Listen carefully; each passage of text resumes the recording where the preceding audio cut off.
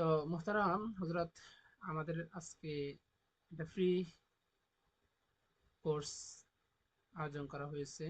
আর এখানে আমাদের টপিক বা আলোচ্য বিষয় হলো বশীকরণ। মাশাআল্লাহ, আলহামদুলিল্লাহ, তদ্বির জগতে যারা কাজ করেন, বিশেষ করে যারা মুদাব্বির রয়েছে, ওনারা খুব সুন্দর সফলতার সাথে ভালোভাবে কাজ করতে পারে জিন জাদু নিয়ে। কিন্তু বশীকরণ বিষয়ে দেখা যায় যে মোটামুটি সবাই দুর্বল। যে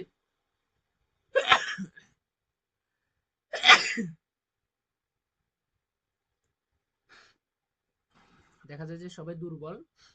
আপনার দুই একটা ক্লাস, সরি, দুই তিনটা, 10টা যদি তদবির করে, তো সেখান থেকে একটা হয় বা হয়ও না। তো যার ফলে কি করে, এই বশীকরণের তদবির করতে সাহসে পায় না। বশীকরণের তদবির করতে কি পায় না, সাহসে পায় না। মানুষজন আসলে ফিরে দেয়। তো মানুষজনকে ফিরে দিলে তারা কিন্তু ফিরে যায় না। তারা কি করে, তারা বিভিন্ন পন্থা অবলম্বন করে, ভিন্ন রাস্তায় চলে যায়। ঠিক আছে হজরত? তো এখন, জি, জি হযরত। তো আমি আজকে এই বিষয়গুলো নিয়ে আলোচনা আলোচনা করব যে আসলে বশীকরণ জিনিসটা কি, যে সবাই এটাকে এত ভয় পায়, বা এগুলো কি আদৌ কি কাজ করে কিনা, এবং বশীকরণের কয়েকটা আমল দিব। এই তিনটা বিষয় নিয়ে আলোচনা করবো ইনশাআল্লাহ। আচ্ছা হযরত, তো আসলে বশীকরণ বশীকরণ কি? বশীকরণ এটা একটা বাংলা শব্দ। এটার আরবিতে যেটাকে বলা হয় মোহাব্বত বা তালিফুল কুলুব, এগুলো আরবিতে বলা হয়, আর বাংলাতে বলা হয় বশীকরণ। ঠিক আছে হযরত? তো মানে যদি বলা হয় যে মহব্বত, অমুক অমুক ব্যক্তির মতো মহব্বত তৈরি করে দেন, এটাকে অনেক ভালোভাবে নেয়। কিন্তু যদি বলে বশীকরণ, তখন এটাকে অনেক খারাপ ভাবে নেয়। বশীকরণ মানে তন্ত্র মন্ত্র না। বশীকরণ মানে তন্ত্র মন্ত্র না। বশীকরণ মানে ওটা, ওই মহব্বত যেটা ওটাই। মহব্বত আরবি শব্দ, বশীকরণ বাংলা শব্দ, এতটুকু। ঠিক আছে ওরা?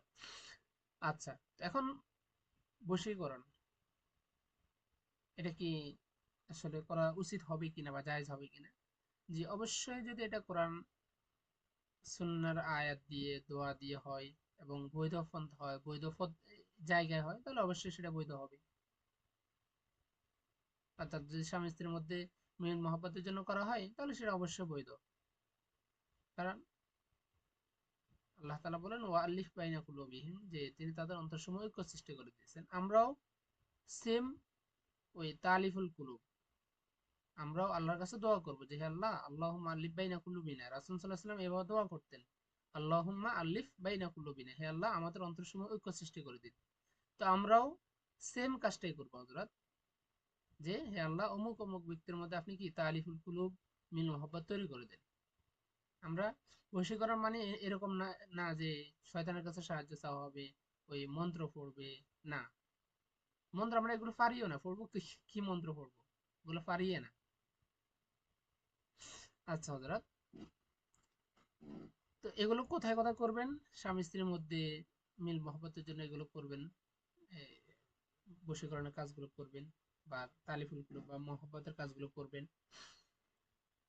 তারপর সন্তান অবাধ্যতা দূর করার জন্য, পরিবারের মধ্যে যাতে মিল মহব্বত তৈরি হয়, হ্যাঁ, শ্বশুর শাশুড়ি যাতে তার পুত্রবধূকে দেখতে পারে, পুত্রবধূ এবং শ্বশুর শাশুড়ির মধ্যে যাতে মিল মহব্বত হয়, এগুলোর জন্য এই তালিফুল কুলুব বা মহব্বতের তদবির দিবেন আপনারা। ঠিক আছে হযরত? আর এই মহব্বতের তদবির এগুলো কোরআনের বিভিন্ন আয়াত দিয়ে দেওয়া যায়। যেমন সূরা ইয়াসিন দিয়ে মিল মহব্বতের তদবির করা যায়, সূরা তোহা দিয়ে, তোহার আয়াত দিয়ে করা যায়, সূরা তোহা দিয়ে। তারপরে সূরা বাকারার 165 নং আয়াত, আয়াতুল মাহাব্বা দিয়ে, যেটাকে বলা হয় ওটা, ওই আয়াত দিয়ে এই মিল মহব্বতের তদবির করা যায়।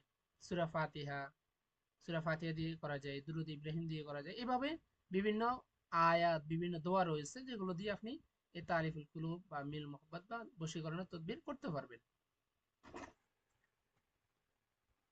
আচ্ছা হযরত, এখন কথা হলো যে আসলে কি আদৌ কি বশীকরণের কাজ, বশীকরণের তদবির যে, এটা কি আদৌ কি কাজ করে কিনা, আদৌ কি কাজ করে এটা, আদৌ কি কাজ করে? আচ্ছা, আপনার ক্যামেরা বন্ধ করে রাখছেন কেন? ক্যামেরা খোলেন। বশীকরণ তদবির কি আদৌ কি কাজ করে?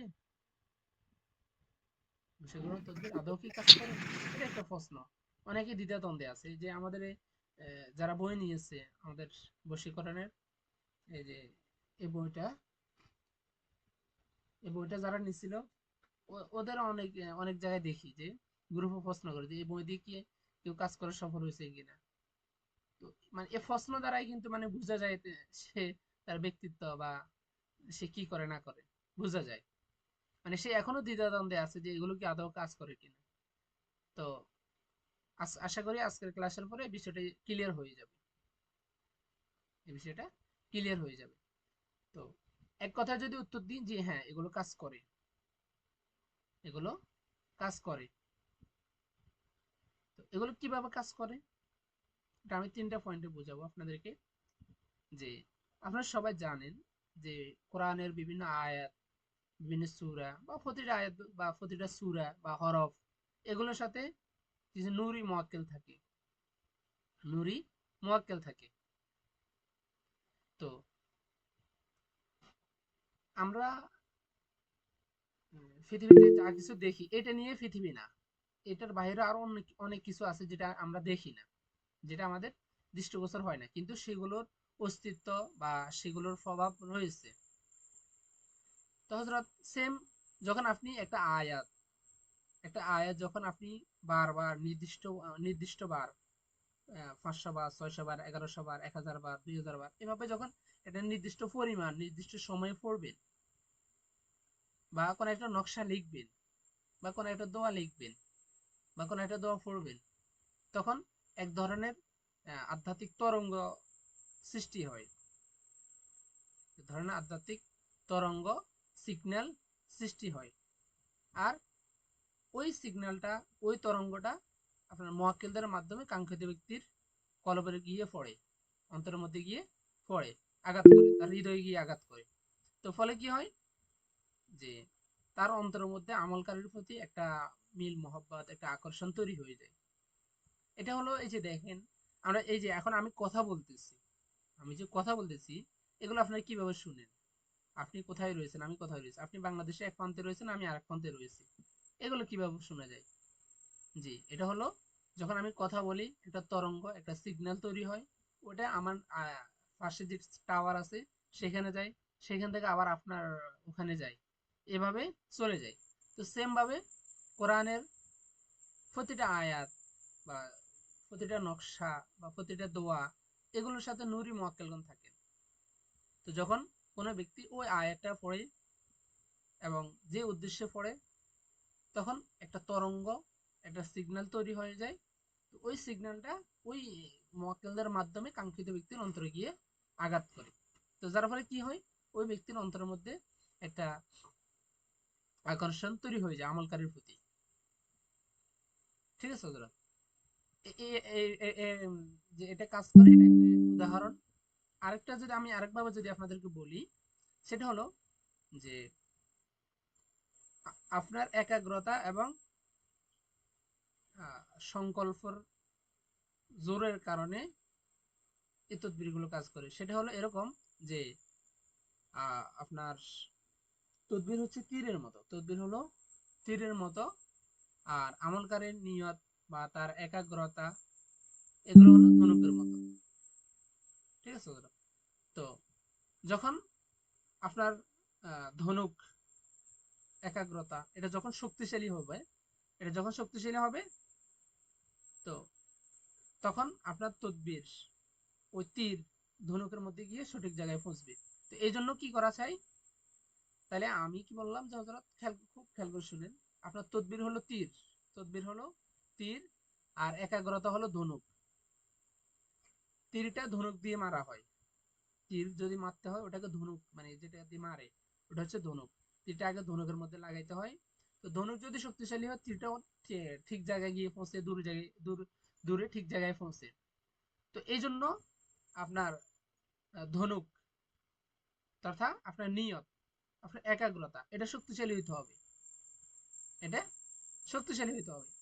আর যদি আপনার মধ্যে দুর্বল হয়, আপনার নিয়ত, আপনার একাগ্রতা যদি দুর্বল হয়, এই দেখি কাজ করে কিনা, মনে হয় না কাজ করবে, আচ্ছা দেখি করলে করছে, নাইলে নাই, যে এরকম মন মানসিকতা নিয়ে করেন, তাহলে আপনার তদবির ওখানে কোনো কাজ আসবে না। তো এই জন্য কি করতে হবে হযরত? আপনার ওই যে ধনুক বা আপনার একাগ্রতা বা আপনার নিয়ত ওটা শক্তিশালী হতে হবে। তাহলে কি আপনার তীরটা সঠিক, তথা তীর মানে তদবির সঠিক জায়গায় পৌঁছবে। তো এই জন্য হযরত কি কি করা চাই, আপনাদের সংকল্প, আপনাদের নিয়তকে পরিবর্তন করা চাই, নিয়তকে পরিবর্তন করা চাই। এই যে আমরা দেখেন, আমরা কোন তদবির করার ক্ষেত্রে কি বলি, যদি আল্লাহ করে তো হইবে আর কি, মানে খুব নর্মালি ভাবে বলি, খুব নর্মালি ভাবে বলি। হ্যাঁ ভাই, পৃথিবীতে যা কিছু হয় না হয় সবকিছু আল্লাহর হুকুমে হয়। তবে জাবরিয়া কদরিয়া হয়ে যাইয়েন না, জাবরিয়া আর কদরিয়া। ওই জাবরিয়া কদরিয়া সম্প্রদায়ের আকীদা বা তাদের বিষয়ে আশা করি আপনারা সবাই জানেন, যেহেতু মোটামুটি সবাই ওলামায়ে কেরাম নুরুল আনোয়ারের মধ্যে এই বিষয়টা পড়ছিলেন, জাবরিয়া কদরিয়া। জাবরিয়াদের ইয়ে হচ্ছে যে, যা পৃথিবীতে যত কিছু হয় সবকিছু আহ, মানে সবকিছু কি আল্লাহ করে, আমরা হচ্ছে জড় পদার্থ, আমাদের কোনো শক্তি নেই, আমরা জড় পদার্থ জাবরিয়া। আর কদরিয়া হচ্ছে কুদরত থেকে, মানে শক্তি কি সক্ষম। কদরিয়াদেরই হচ্ছে যে দুনিয়াতে মানুষ যা কিছু করে নিজ ক্ষমতা দিয়ে করে, আল্লাহর কোনো এখানে হাত নেই। কিন্তু আমাদের আগে এরকম না, আমাদের আগে হলো দুইটার মাঝামাঝি, দুইটার মাঝামাঝি। আমরা জড় পদার্থ নয়, আবার সবকিছু আমাদেরই, আমরা সবকিছু করতে সক্ষম না। তো আচ্ছা, যাই হোক হযরত, যেটা বলতে চাচ্ছিলাম সেটা হলো, আপনার আল্লাহর প্রতি ভরসা অবশ্যই থাকবে, কিন্তু নিজের মনকে দুর্বল করে না। তো এই জন্য এখন থেকে আপনার মনকে শক্তিশালী করেন, যে ইনশাল্লাহ অবশ্যই অবশ্যই আমার তদবির কাজ হবে, অবশ্যই অবশ্যই কাজ হবে। আর যদি আকীদা দুর্বল হয়, মন দুর্বল হয়, দেই দেই, যদি হয় তো হইছেন, না হইলে তো কিছু করার নাই, মানে এরকম যদি মন মানসিকতা নিয়ে করে তাহলে হবে না। ওই যে বললাম, তীর আর ধনুক দুটোই শক্তিশালী হতে হবে, তাহলে আপনার সঠিক জায়গায় পৌঁছবে। ঠিক আছে হযরত। আর 3 নম্বর পয়েন্টে আমি বলবো, আমাদের তদবির যে, অনেকে তদবির কাজ করে না বা কাজ হয় না, অনেকে বলে যে হুজুর আমি করতেছি হয় না, কেন হয় না? এটা না হওয়ার কয়েকটা কারণ আছে। 1 নম্বর কারণ হলো আপনার ইজাজত নাই। কারণ এই তদবির জগতে আপনার ইজাজতটা হলো, মানে আমার এখানে এখন উপরে বাতি জ্বলতেছে, এ বাতি শত বাতি জ্বালাই দিলেও যদি বিদ্যুৎ না থাকে, যদি বিদ্যুৎ না থাকে শত বাতি জ্বালাই দিলেও জ্বলবে না, কিন্তু বিদ্যুৎ থাকলে একটা জ্বালাই দিলেও জ্বলবে। ঠিক আছে হযরত? তো এজাজতের বিষয়টাও এরকমই, যে আপনি হলেন বাতি, আর আপনার উস্তাদের যে এজাজত সেটা হলো পাওয়ার বা বিদ্যুৎ, পাওয়ার বা বিদ্যুৎ। তো আপনার বাতিটা কখনো জ্বলবে না যদি বিদ্যুৎ না থাকে, যদি বিদ্যুৎ না থাকে। তো এই জন্য কি করতে হবে হযরত, এজাজত লাগবে, কোন ওস্তাদ থেকে এজাজত নিয়ে নেবেন, তাহলে ইনশাল্লাহ আপনার তদবিরের সফলতা অনেক গুণ বেড়ে যাবে। কারণ আর আরেক আরেকটা যে কারণ আছে, সেটা হলো আপনার আহ, কি উদ্দেশ্যে করতেছেন, বা যে তদবিরটা করতেছেন ওটা কি বৈধ কিনা, এগুলো একটু দেখবেন। হ্যাঁ, ওগুলো দেখতে হবে, যদি জায়েজ হয় ওটা 100% হবে, ওটা 100% হবে যদি জায়েজ তদবির হয়। আর যদি না জায়েজ হয়, মানে অন্য তদবির হয় আর কি, প্রেমিক প্রেমিকের, তো সেক্ষেত্রে হওয়ার সম্ভাবনা আছে, না হওয়ার সম্ভাবনা আছে, দুটেই। কিন্তু স্বামী স্ত্রী হইলে 100% এগুলো হয়, হবে। কিন্তু অন্য ভাবে হইলে সেগুলো 50-50, সেগুলো 50-50, তবে হয়ে যায়, তবে হয়ে যায়, সেগুলো হয়ে যায়, হয় না যে এরকম, হয়ে যাবে, হয়ে যায়। আচ্ছা, এবং 3 নম্বর যে এটা, সেটা হলো নিয়ত আর সময়। আপনি যদি নিয়ত না করেন, সারাদিন তদবির করে গেলেন, মানে অনেকটা ধরেন ইহিব্বুনাম কাহুবিল্লার একটা আমল আছে, এটা পড়েন, তো আপনি পড়তেছেন পড়তেছেন পড়তেছেন, কোনো নিয়ত নেই, এমনি পড়তেছেন, কোনো ফায়দা হবে না। এই জন্য নিয়ত করতে হবে, কি উদ্দেশ্য করতেছেন, কি উদ্দেশ্য পড়তেছেন, এটা নিয়ত করতে হবে। আর সময় নির্দিষ্ট একটা নিয়ম, যেমন ফজরের পরে বশীকরণের তদবির গুলো, এই যে খুব এটা এই বিষয়টা খেয়াল করে শুনবেন, বশীকরণের তদবির গুলো সকালবেলা করবেন, শনিবার মঙ্গলবার ছাড়া অন্য দিনগুলোতে সকালবেলা করবেন, সকাল 6টা 7টা এই সময়গুলোতে করবেন। দেখবেন ইনশাল্লাহ আপনাদের তদবির অনেক গুণ বেড়ে যাবে, সফলতা অনেক গুণ বেড়ে যাবে। ঠিক আছে হজরত? তো হজরত তাহলে সব মিলিয়ে সব কথার এক কথা হলো যে বশীকরণের তদবির বলেন, যত ধরনের তদবির বলেন, এগুলো কাজ হয়। আরে আমি একটা যদি উদাহরণ দিয়ে আপনাদেরকে বলি, দেখেন আমি আপনাকে গালি দিলাম, বা আপনি একজন আপনাকে গালি দিল, গালি দিলে কি হয়? আপনার খুব রাগ হয়, তার প্রতি একটা শত্রুতা ভাব, মানে তাকে খুব খারাপ লাগে, খারাপ খারাপ ইয়ে করেন, গালিগালাজ করেন, গালি দিতে ইচ্ছে করে, গালি দিতে ইচ্ছে করে, আপনার মন মেজাজ পরিবর্তন হয়ে যায় জাস্ট একটা গালি দিলে। তো সেই জায়গায় পৃথিবীর সবচেয়ে সম্মানিত গ্রন্থ কোরআনের কোনো একটা আয়াত যদি তেলাওয়াত করা হয়, কোনো দোয়া যদি তেলাওয়াত করা হয়, কোনো নকশা যদি লেখা হয়, সেটাতে কি ওই ব্যক্তির মন পরিবর্তন হবে না? অবশ্যই পরিবর্তন হবে। জাস্ট একটা কথাতে যদি পরিবর্তন হয়, এখানেও পরিবর্তন হবে। তো এখন হলো হজরত, আপনারা এখন অনেকে তদবির করেন, কিন্তু আপনাদের তদবির কেন কাজ হয় না, এই বিষয়টা শুনে একটু। কিভাবে করলে কাজ হবে, কিভাবে করলে কাজ হবে। এখানে আমাদের বশীকরণ বিচ্ছেদের চিকিৎসা যে বইটা নিচ্ছেন, আপনারা খুব খেয়াল করে শুনবেন এই বিষয়টা।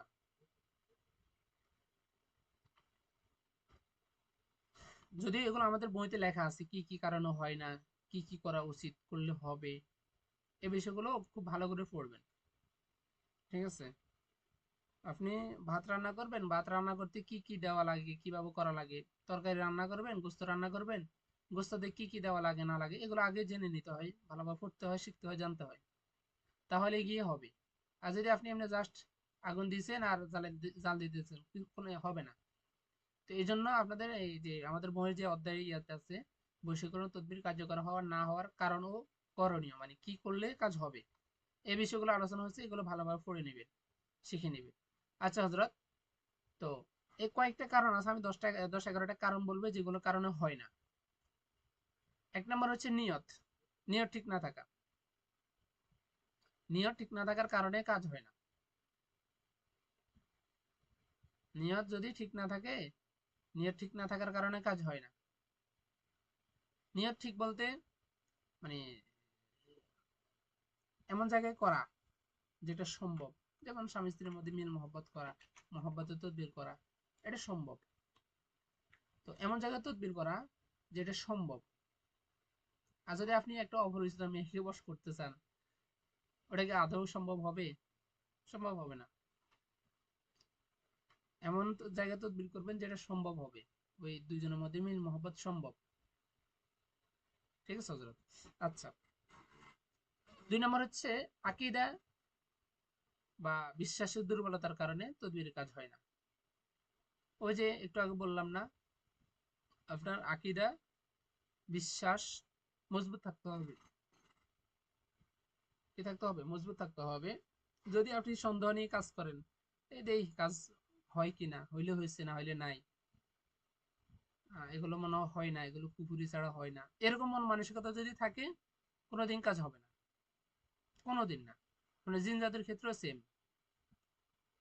যদি আপনার প্রতি আপনি এই ক্ষেত্রে একটা শুনেন, যেহেতু অনেক মুদাব্বির আছেন, আপনি একটা রোগীর অনেক দিন চিকিৎসা করতেছেন, করার পরে দেখবেন কোনো কিছু হবে না, প্রথম অবস্থায় যদি না হয়, পরবর্তীতে কিছু হবে না। কেন হয় না? ওই তার আপনার প্রতি বিশ্বাস হারাই ফেলছে, আপনার প্রতি তার বিশ্বাস হারাই ফেলছে, এই জন্য কাজ হয় না।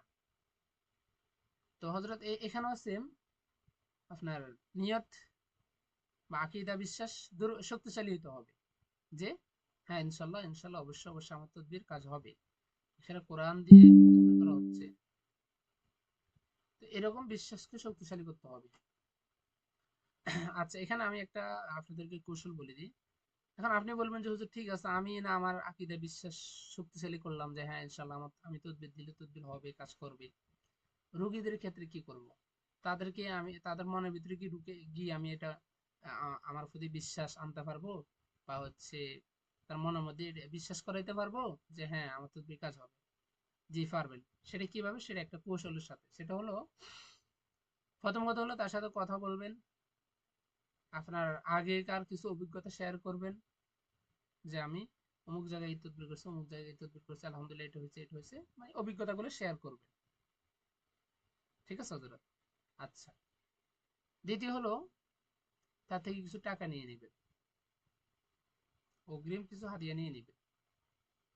50 টাকা হইলে 50 টাকা, তাহলে আপনার প্রতি তার ভরসা আসবে, বিশ্বাস আসবে। আর না হয় কি করবে জানেন, বর্তমান তো ডিজিটাল জমানা, সে আপনার মতো 50 জনকে কল দিবে, 50 জনকে কাজ দিবে। বুঝতে পারছেন হযরত?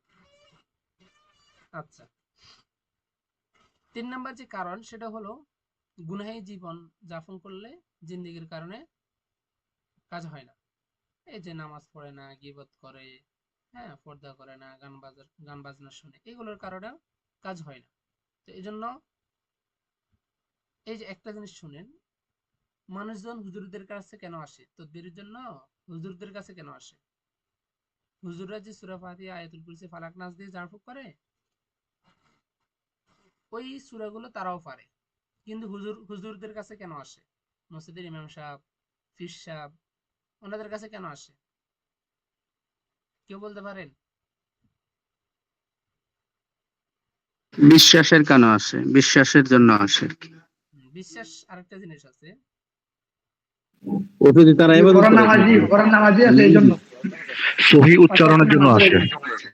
হুম, আচ্ছা যাক, আরেকটা কারণ হলো, সহি মানুষ উচ্চারণের জন্য আসে। মানুষ মনে করে যে আপনার হুজুর, জি মানুষ মনে করে জবান যে, পবিত্র। জি জি জি হ্যাঁ, মানুষ মনে করে যে হুজুর হলো আল্লাহর ওলি, হুজুরদের কোনো গুনাহ নেই, হুজুরা সবসময় আল্লাহর জিকির আজকার করে, কোরআন তেলাওয়াত করে, তাদের জবান পরিষ্কার থাকে, তারা গীবত করে না, গান শুনে না, হ্যাঁ কোরআন তেলাওয়াত করে, সবসময় জিকির আজকার করে, এই জন্য আসে, এই জন্য হুজুরদের কাছে আসে। বুঝতে পারছেন হযরত? তো এই জন্য মানে আপনার মানুষের আপনার কাছে কেন আসে? ওই যে বললাম, গীবত, শেকায়েত, গান বাজনা, গালিগালাজ, এগুলো থেকে দূরে মাহফুজ থাকে মানুষ, ওলামা একরাম, হুজুররা, পীর আউলিয়ারা। তো এই জন্য মানুষের কাছে, হুজুরদের কাছে আসে। তো এই জন্য এগুলোর ধারে কাছে যাওয়া যাবে না। ঠিক আছে হযরত? আচ্ছা, 4 নম্বর হচ্ছে সম্পর্ক হালাল না হওয়ার কারণেও হয় না, যেটা একটু আগে বললাম। আচ্ছা, আপনার ক্যামেরা অন করেন। হুম, আচ্ছা, যেটা একটু আগে বললাম যে স্বামী স্ত্রীর ক্ষেত্রে ইনশাল্লাহ 100% কাজ হবে, কিন্তু অন্য ক্ষেত্রে আপনার 50-50 হইলেও হইতে পারে, না হইলেও না হইতে পারে। আচ্ছা হযরত, তো বশীকরণের কাজ কার্যকর না হওয়ার 5 নাম্বার কারণ হলো ধৈর্য, ধৈর্য এবং নিয়মিত আমলের অভাব। এটা সবচেয়ে বেশি কাজ করে, যে এটা সবচেয়ে বেশি কাজ করে। আপনি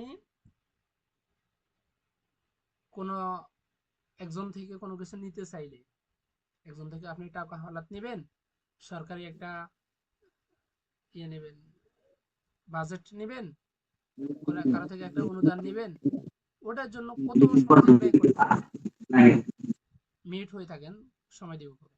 এটার জন্য কত সময় ব্যয় করতে হয়, এটা কি করতে হয়, এটা দরখাস্ত দিতে হয়, আপনার লিংক দেওয়া ইয়ে লাগে, মানে কত যে কিছু করা লাগে। তার বিপরীতে, অনেক অনেক পদক্ষেপ, অনেক পদক্ষেপ নিতে হয়। হ্যাঁ হ্যাঁ অনেক পদক্ষেপ নিতে হয়, কিন্তু তার বিপরীতে আপনি জাস্ট ওই বই দেখে একটা তদবির লিখে দিলেন আর হয়ে গেল, এত সহজ। একজন মানুষের মন পরিবর্তন করবেন আপনি, এটা কি এত সহজ কথা? এটা এত সহজ কথা না। তো এই জন্য কি করতে হবে হযরত? ধৈর্য ধরে নিয়মিত আমল করতে হবে, নিয়মিত আমল করতে হবে। মিনিমাম কতদিন এইটা পালন করতে হবে? মিনিমাম বলতে বিভিন্ন আমল আছে, এটা বিভিন্ন আমল আছে, যেমন রুহানি আমলগুলো বেশি, আপনার রুহানি আমলগুলো কার্যকর হয় বেশি, নকশার থেকেও রুহানি আমলের কার্যকারিতা বেশি আসে। রুহানি আমল বলতে ধরেন কোরআনের বিভিন্ন আয়াত আছে, এগুলো পড়লেন নির্দিষ্ট সময়, নির্দিষ্ট বার, নির্দিষ্ট পরিমাণ। যখন এগুলো পড়বেন, ওটা নির্দিষ্ট বার পড়লেন, নির্দিষ্ট দিন পর্যন্ত পড়লে ইনশাল্লাহ ওটা 100% কার্যকর হয়। তার বিপরীতে আমরা তো অনেকে যে নকশা খুঁজি, যে নকশা সহজ, যেটা যত সহজ ওটা তত হালকা, বা ওটা পাইতে তত দেরি হয়। ঠিক আছে বন্ধুরা? তো এই জন্য আপনারা রুহানি আমলগুলো খুঁজবেন, রুহানি আমলগুলো খুঁজবেন, ওগুলো করবেন, ওগুলো কখনো মিস যাবে না। তো আচ্ছা, যাই হোক হজরত, 5 নাম্বার কারণ বশীকরণের কাজ না হওয়ার 5 নাম্বার কারণ হলো ধৈর্য এবং নিয়মিত আমল অভাব। তো এই জন্য ধৈর্য ধরে তদবির চালাই যেতে হবে। নকশা দিলেও, আপনারা যদি নকশা দিয়েও কাজ করেন, একটা রুগী অনেকগুলো নকশা। জি, মাহফুজ সাহেব কি বই নিছিলেন না? জি জি হুজুর। হ্যাঁ, বই আজকে নিছেন।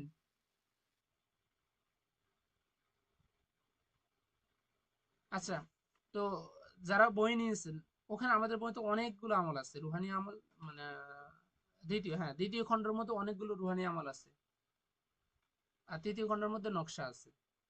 তো অনেকগুলো নকশা দিবেন, অনেকগুলো, একটা রুগীকে অনেকগুলো নকশা দিবেন, দেখবেন আপনাদের তদবিরের কার্যকারিতা অনেক গুণ বেড়ে যাবে, মিস যাবে না। এতদিন তো হয়তো একটা দুইটা লিখে দিতেন, জাস্ট এতটুকু ক্ষান্ত, না, অনেকগুলো দিবেন, যা অনেকগুলো নকশা লিখে দিবেন, যে আপনি এগুলো জ্বালাইবেন, এগুলো খাইবেন, এটা ইয়ে করবেন, এই করবেন, সেই করবেন, মানে নিয়ম যেটা লেখা থাকে ওটা বলে বলে দিবেন আর কি। ঠিক আছে হযরত? আর দোয়া করতে বলবেন। আর 6 নাম্বার যে কারণ, 6 নাম্বার বশীকরণ তদবির কার্যকর না হওয়া 6 নাম্বার কারণ হলো অপবিত্র পরিবেশ, পরিবেশের অভাব। এই যে আপনারা হয়তো অনেক জায়গায় শুনে থাকবেন যে খুব বিশেষ করে মানে কবিরাজ, যারা কবিরাজ বলতে অনেকে তো এখন মানে মোদাব্বিরদেরকেও কবিরাজ বলে। কবিরাজ বলতে সাধারণত আমরা যাদেরকে বুঝাই, ওই আগেকার জমানায় যারা বিভিন্ন ফুতি দিয়ে, মন্ত্র না, বিভিন্ন ফুতি টুতি দিয়ে, মানে কিছু কথাকে বা কবিতা আকারে বলে টলে আর কি চিকিৎসা করে। তো দেখবেন ওরা, ওদের ব্যাপার, ওদের থেকে শুনবেন যে আসন করে বসছে, আসনে বসছে আমি, যখন আমি আসনে বসছি তখন আমি এটা দেখছি, আমি এটা দেখছি, আমি এটা করছি, এটা করছি, এই ধরনের কথা শুনবে। আসন মানে হলো এটা আসমান থেকে কিছু আনানো কিছু না। আসন মানে হলো একটা জায়গা সে তৈরি করে নিছে, ওখানে বসে কাজ করে, এটাই আসন। তো এই জন্য আপনারা কি করবেন, একটা রুম নির্দিষ্ট করে নেবেন, যদি ওই ওই পরিবেশ থাকে, জায়গা সুযোগ থাকে, সুযোগ থাকা চাই, উচিত থাকা দরকার, যদি প্রফেশনালি কাজ করেন, ওরকম একটা জায়গায় সুন্দর করে বসে আতর খুশবু ব্যবহার করে আগরবাতি জ্বালিয়ে এই কাজগুলো করবেন। মানে জায়গাটাকে সুগন্ধিময় করে নিতে হবে, রুহানি পরিবেশ তৈরি করে নিতে হবে। ওখান থেকে সকল প্রকার নাপাক, তারপর হচ্ছে কুকুর বিড়াল, আহ, তারপর প্রাণীর ছবি, এই ধরনের এগুলো ফেলে দিবেন, বের করে ফেলবেন। আচ্ছা হযরত, 7 নাম্বার যে কারণ, যে কারণে হয় না সেটা, 7 নাম্বার কারণ হলো তদবিরকারীর অযোগ্যতা। এখন বলবেন যে যোগ্যতা অযোগ্যতা সেটা কেমনি কি? হ্যাঁ, যোগ্যতা বলতে তার আকীদা দুর্বল, তার নিজের প্রতি নিজের কনফিডেন্স নাই, বিশ্বাস নাই। হ্যাঁ, নিজের প্রতি নিজের বিশ্বাস নাই। 2 হচ্ছে তার কোনো ওস্তাদ নেই, কারো অনুমতি নেই।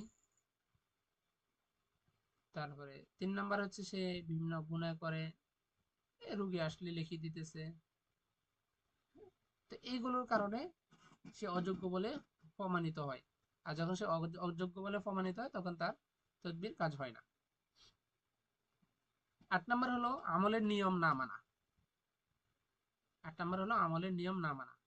আমলের নিয়ম যদি সঠিকভাবে না মানা হয়, তখনও কাজ হয় না। এটা ইয়ে লিখছে যে এটা জ্বালাইতে হবে, আপনি ওটা আগুনে বললো যে ওটা জ্বালাইতে হবে, আপনি যদি ওটা বলেন, আপনি যদি ওটা পানিতে ফেলে দেন, তাহলে কিন্তু বিপরীত হচ্ছে। আগুন আর পানি কখনো একসাথে হয় না। এলমে যারা ইলমে নুজুম সম্পর্কে মোটামুটি ধারণা আছে, বা হচ্ছে তাবিজ সম্পর্কে সামান্য ধারণা আছে, আতসী আদি, আবিব আদি, খাকি, হ্যাঁ, এদের মধ্যে যে সম্পর্ক, ওখানে এগুলো জানেন আপনারা, আতসী এবং আগুনের মধ্যে কি আছে, আদাওয়াত আছে। মানে আতসী তাবিজ এবং আবি তাবিজ একসাথে দেওয়া হয় না সাধারণত। তো আপনি আতসী বলল, মানে জ্বালানোর কথা বললো, আপনি ওটাকে আবি মানে পানিতে ফেলে দিলেন, বা পানিতে ফেলানোর কথা বললো আপনি আগুনে জ্বালিয়ে দিলেন। এভাবে বললো যে 1100 বার পড়তে হবে, আপনি পড়লেন 1500 বার, আপনি পড়লেন 900 বার। তো এভাবে উল্টাপাল্টা নিয়ম যদি ঠিকঠাক মতো পালন না করা হয় তখনও কাজ হয় না। 9 নম্বর যে কারণ বশীকরণের তদবির কার্যকর না হওয়ার 9 নং কারণ হলো জিন জাদুর প্রভাব বা জিন জাদুর আসর থাকার কারণে। জিন জাদুর আসর থাকার কারণে কাজ হয় না। তো এই জন্য যদি কারো জিন জাদুর সমস্যা থাকে, আগে জিন জাদুর চিকিৎসা করবেন, তারপরে বশীকরণের কাজ করবেন। জাদু থাকলে জাদুগুলো কেটে দিবেন, আর জিনের সমস্যা থাকলে জিনের চিকিৎসা করে দিবেন। আচ্ছা, 10 নং হচ্ছে আমলে জাকাত আদায় না করা। যদি আপনি প্রফেশনালি একজন মুদাব্বির হন, একজন তদবির কারক হন, প্রফেশনালি যে আমার প্রফেশন, আমার পেশা এটা, আমি এটাই কাজ করব, তাহলে আপনাকে কিছু জাকাত আদায় করে নেওয়া চাই। জাকাত আদায় করে নেওয়া। তাই জাকাত মানে হলো জাস্ট তেলাওয়াত না। জাকাত মানে হলো জাস্ট তেলাওয়াত না। যদি বলেন জাকাত মানে হলো তেলাওয়াত, তাহলে একজন মানে যারা হেফজখানে পড়ছে, যারা হাফেজ হয়েছে, তারা একটা আয়াতকে কতবার পড়ছে? আমি তো হাফেজ না, হাফেজ কেউ আছেন? হাফেজ কেউ আছেন এখানে? জি হুজুর, জি আছি। হ্যাঁ, একটা আয়াত কতবার করে পড়ে মুখস্থ করা লাগছে হযরত, বা কতবার পড়া হয়েছে আনুমানিক? অনির্দিষ্ট। তারপর একটা আনুমানিক কারো সংখ্যা। দিবা পাল্লা 1000 বার। কারো কয়েকশো বার পড়তে হয় প্রাথমিকভাবে, তারপরে ইয়াদ রাখার জন্য আরো পড়তে হয়, আরো মানে অগণিত। হ্যাঁ, 1000 বার। সর্বনিম্ন না হলে 50 বার, 50-50 করতে হয়। সর্বনিম্ন। এরপরে যদি একটা পৃষ্ঠা মুখস্থ করতে, হ্যাঁ একটা পৃষ্ঠা মুখস্থ করতে মিনিমাম তো আমাদের যদি এই এক রাত অথবা ফজর পর্যন্ত যদি সময় লেগে যায়, এবং দিন থেকে শুরু করে মাগরিব পর থেকে বিশেষ করে একবার ফজর পর্যন্ত তো মানে সবক মুখস্থ করা হয়। তো এটার উপর ভিত্তি করে বলতে অসংখ্য বার পড়ানো হয়, অগণিত বার। হুম। আচ্ছা, আমরা যদি 200-300 বারও ধরি, 200-300 বারও যদি ধরি, তো মানে একজন হাফেজ সাহেব থেকেও মানে যদি জাস্ট জাকাত মানে জাস্ট তেলাওয়াত হয়, তাহলে উনি সবচেয়ে বড় মানে আমেল হয়ে যাবেন। কিন্তু বাস্তবতা কি সেটা না। জাকাত মানে হলো একটা নির্দিষ্ট আয়াত নির্দিষ্ট সময় পড়া, আর এটা দ্বারা উদ্দেশ্য থাকা আল্লাহর সন্তুষ্ট। এটা দ্বারা উদ্দেশ্য এটা দ্বারা উদ্দেশ্য থাকবে আল্লাহর সন্তুষ্ট, যে আল্লাহ, আপনি আমার, আমি আপনার রাজি খুশি চাই, আর আপনি আমার প্রতি রাজি খুশি হয়ে যান, আর আমি এই আয়াতের মাধ্যমে ওই অমুক জিনিসটা চাই। আমি এই আয়াতের মাধ্যমে এখানে কি আয়াত বা দূরত শরীফও হইতে পারে? জি জি, এই আয়াতের মাধ্যমে অমুক জিনিসটা চাই, অমুক কাজটা চাই, যাতে আমার অমুক কাজটা হয় এই আয়াতের মাধ্যমে। জাকাত মানে এটাই ভাই। জাকাত মানে জাস্ট তেলাওয়াত না, জাকাত মানে অন্য কিছু না, দান সদকা না। জাকাত মানে একটা আয়াত পড়া নির্দিষ্ট সময়, নির্দিষ্ট পরিমাণ, নির্দিষ্ট দিন থেকে। আর এটা দ্বারা উদ্দেশ্য হলো আল্লাহ তাআলার সন্তুষ্টি, এবং আল্লাহকে সন্তুষ্ট করে আল্লাহ থেকে কোনো কিছু হাসিল করে নেওয়া। আচ্ছা হযরত, তো এই জন্য যারা প্রফেশনালি কাজ করবেন তারা জাকাত আদায় করে নেবেন। বিভিন্ন জাকাত আছে, এগুলো আদায় করে নেবেন। আচ্ছা, 11 নম্বর যে কারণ, সেটা হলো মুদাব্বিরের প্রতি, কোরআনের প্রতি বিশ্বাস না থাকা। এটা যদিও একটু আগে বলছিলাম, আবারও বলি। কোরআনের প্রতি বিশ্বাস নেই, মানুষের বিশ্বাস হচ্ছে যেগুলো তন্ত্র মন্ত্র দিয়ে হয়। আর মুদাব্বিরের প্রতিও বিশ্বাস নাই, তার নিজের প্রতি নিজেরও বিশ্বাস নাই। তো এরকম হলে হবে না ভাই। কারণ নিজের প্রতি নিজের কনফিডেন্স থাকতে হবে, বিশ্বাস থাকতে হবে। ঠিক আছে, তাহলে ইনশাল্লাহ আপনার কাজ হবে। তো 12 নম্বর যে কারণ, সেটা হলো তকদির। আপনার যে কারণগুলো বললাম, কোনো কারণ নেই, সবগুলো ঠিক আছে, তারপরেও হচ্ছে না, তখন বুঝবেন যে এখানে তকদির, এখানে তকদিরের লেখনী আছে এরকমই, যেটা হবে না। এখন দুনিয়ার সব মানুষ যদি একত্রিত হয়, তারপরে এখানে কোনো কিছু করতে পারবে না। ঠিক আছে হযরত? তো এই জন্য আপনাদের কাছে একটা রোগী আসলো, আপনি একটা তদবির দিলেন, কাজ হয়নি, আবার দিবেন, আবার হয়নি, আবার দিবেন, আবার হয়নি, এভাবে অনেকবার দিলেন। তো দেওয়ার পরে যদি দেখেন যে তারপরেও হয় না, তারপরেও হয়নি, তখন বুঝে নেবেন যে এটা আসলে তকদির। তো তকদির এভাবে লেখনি আছে। ঠিক আছে বন্ধুরা? তো এই কারণগুলো 10টা 11টা 12টা কারণ বললাম, এগুলো থেকে ফরেজ করবেন নিজেদেরকে, এগুলোর বিপরীতটা করবেন। তো ইনশাল্লাহ দেখবেন আপনার তদবিরের কার্যকারিতা অনেক গুণ বেড়ে যাবে। ঠিক আছে বন্ধুরা? আর আমি কয়েকটা তদবির। জিহাদ ভাই মাইকটা বন্ধ করেন।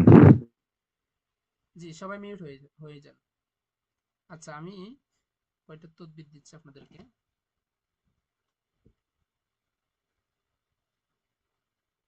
এই তদবিরগুলো আমাদের বই থেকে দিচ্ছি। হুম, এই তদবিরগুলো আমাদের বই থেকে দিচ্ছি, যেগুলো বিশেষভাবে পরীক্ষিত ওগুলো দিচ্ছি। তো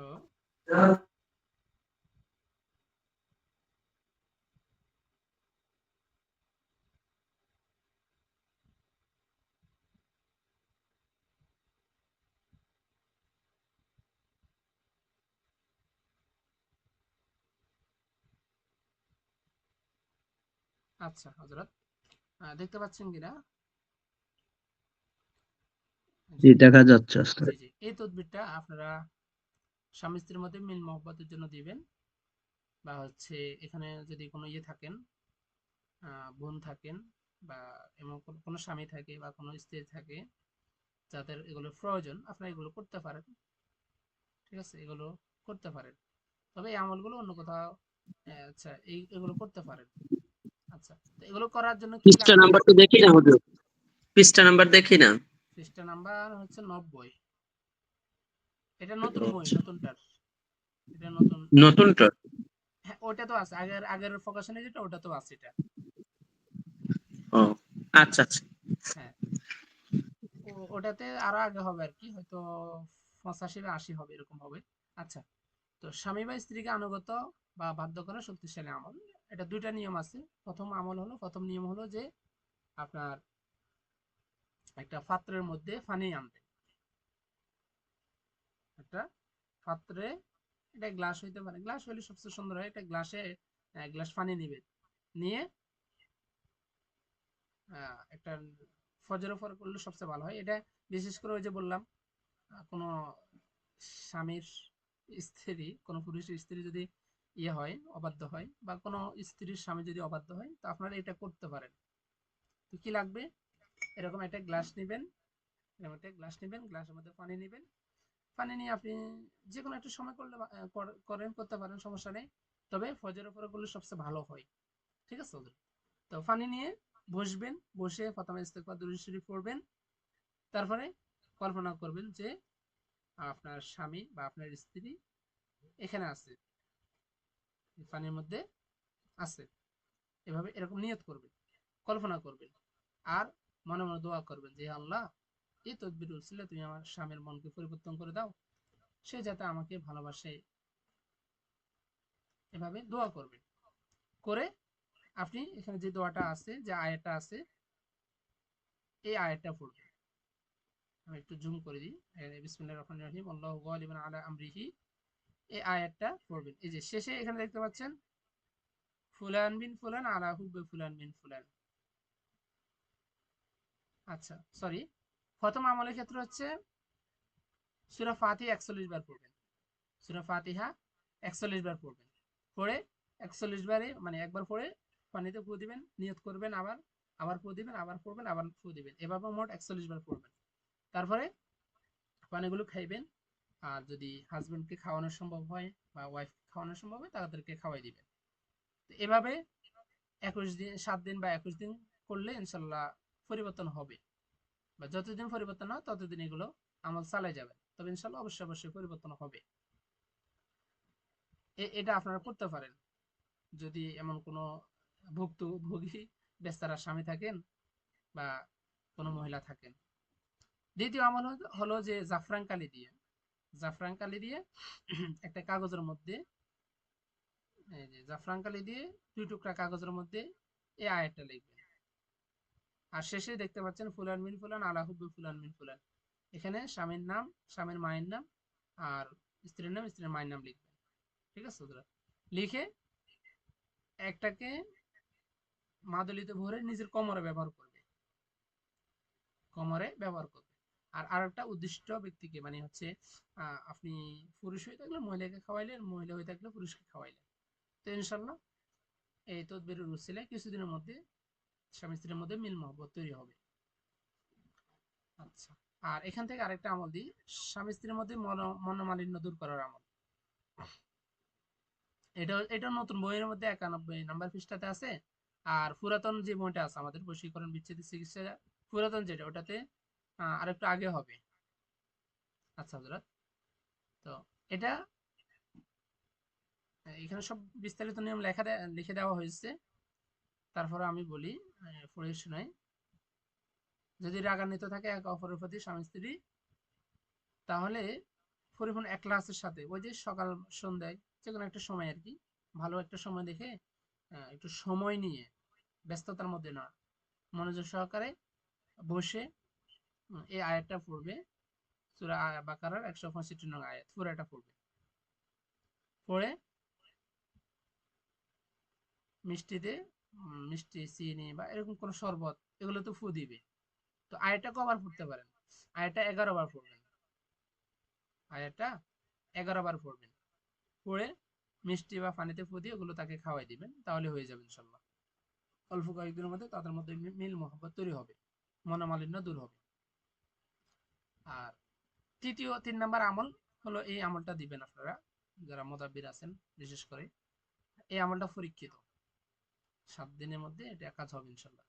এখানে দেখতে পাচ্ছেন এই যে শনিবার, রবিবার, সোমবার, মঙ্গলবার, বুধবার, বৃহস্পতিবার, শুক্রবার। ঠিক আছে? তো এগুলো আপনারা লিখে দিবেন। লিখে দিলে সে প্রতিদিন একটা করে জ্বালাবে, মানে শনিবারের যে নকশাটা আছে ওটা জ্বালাবে, রবিবারে যেটা ওটা রবিবারে জ্বালাবে। এভাবে 1 সপ্তাহের মধ্যে ইনশাল্লাহ কাজ হবে। এই নকশাটা আপনারা দিবেন। এটা জাফরান কালি দিবেন, জাফরান কালি দিয়ে লিখবেন। লিখে নকশার নিচে নাম লিখে দিবেন। বা এগুলোতে যেহেতু জ্বালানো, নাম না লিখলেও চলবে, তবে মুখে বলতে হবে, হুকুম লাগাইতে হবে যে হে আল্লাহ, অমুকের মেয়ে অমুককে বা অমুকের ছেলে অমুককে আমার প্রতি আসক্ত করে দাও, সে যাতে আমাকে ভালোবাসা আমার প্রতি দেওয়ানো হয়। যে এভাবে আপনি একটা নিয়ত বলে দিবেন তাকে। ওস্তাদ জি, আরেকটা হচ্ছে এই মহব্বতের যে বিষয়টা, আল্লাহ